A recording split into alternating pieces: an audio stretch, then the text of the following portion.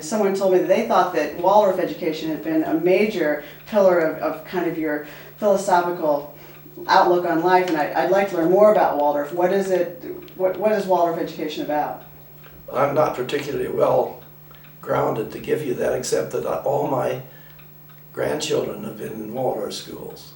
So I've had a chance, and my daughter teaches in a Waldorf school. And in fact, my daughter-in-law teaches in one, so I hear a lot about it. What do you like about it?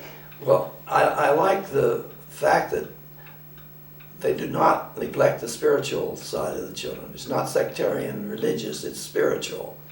What's the difference? They try to, for example, they also have a chronological approach to education. They take a balance between what a student would do in his development anthropologically. They don't teach reading so early because they say that's a conceptual thing.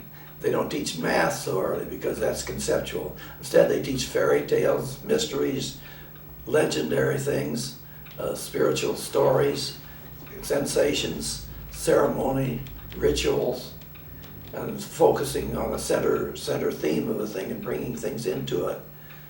And also they have the idea of having one teacher start with the students and take them through 8 grades, if it works out, and often it does. That's more like music teaching, you know, so you grow with the student. Sometimes they do things I don't understand. Well, I don't understand the reasons for some things they do, but the results almost always are good. So I argue some with my daughter just for the sake of poking into things, but I really think it's a wonderful educational concept. They don't necessarily coincide with Suzuki, because Suzuki believes in starting instrumental training early. They believe only that the child should learn singing and then tonette and recorders and gradually add on the difficult instruments. But and also they don't encourage computers in the early grades. They don't encourage anything that's plastic or manufactured, or they're pretty. I should have one of my children explain it. They can do it better than I do. The other thing is that they have little projects like embroidery or needlepoint or things like that, which I think is so great for fine motor skills, and they love it. They think that's a great, fun thing to do. All my grandsons and granddaughters are expert knitters. I'm amazed they can just knit a doll that looks like a professional job for it, and it's also good for their sense of patience, because they not only keep their hands active, but they have to learn if you drop a stitch, you don't lie down and cry about it, you just drop it and start over again, and you don't build a product in quickly. You have to take time. When they start out on the scarf, they see it progressing step at a time. So I think that knitting is a splendid idea, and there's so many things like that that are good to do in education, and I think are somewhat different from the Montessori approach, which is more mentally adjusted. When we used to have kids come out to the nature trail, which my wife and I ran on our place, she always used to say, I can always tell when the Montessori kids come out. I said, how do you tell? She said, well, the Waldorf kids are interested in the beauty of the flower and how it smells and where it grows and how all of that sort of thing about it. The Montessori kids come out and say, that's a genus Scapularia. They knew the names of things and the intellectual facts about them, but they were missing some of the sensuous qualities that were surrounding that object, whatever it was. So yeah, it's very interesting to see these different educational philosophies and see if there's common ground, or again to pull out the good in all of them. Well, I think there's common ground without doubt, but there are also some essential divergencies. And that's true in the adaptation of Suzuki to the musical scene. When Paul Rolland was active in teaching, I was a good friend of his in the early days. We were both in Illinois, and he was, of course, working out his own systematic approach to pedagogy. And he died, unfortunately, when he was a relatively young person. And some of his disciples thought, well, this is a good chance to integrate.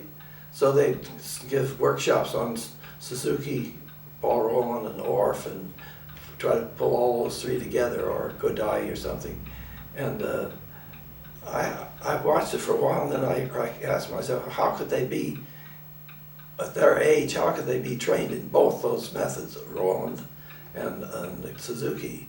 And I found out they would just do one or the other and introduce a couple of ideas. So I talked to some of them and said, why do you feel you have to integrate those? Why can't they be each one creating its own ambiance as it goes along? And because there's certain, if you accept certain presumptions about Suzuki, then there are things that Paul Rolland that won't work in that setting, and vice versa.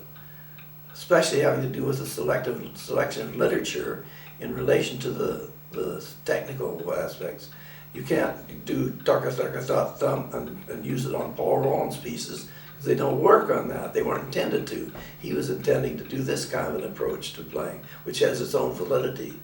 But you can't play Twinkle Twinkle with that kind of a stroke and make it come out right.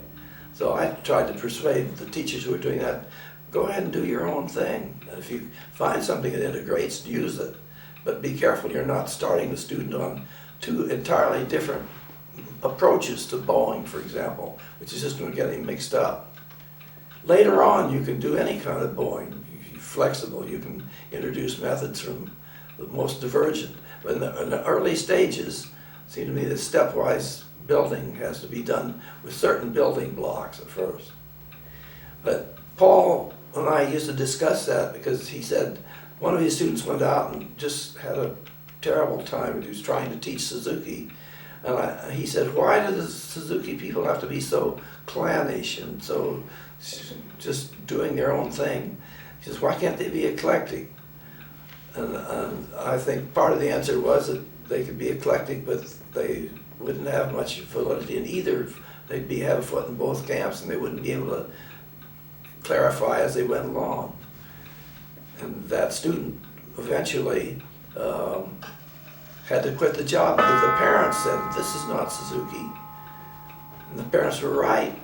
But what was the problem was they were trying to label things and not just do things the way they wanted to. I thought teachers should teach the way they want to, but not try to inject some other thing onto it to make it sound respectable.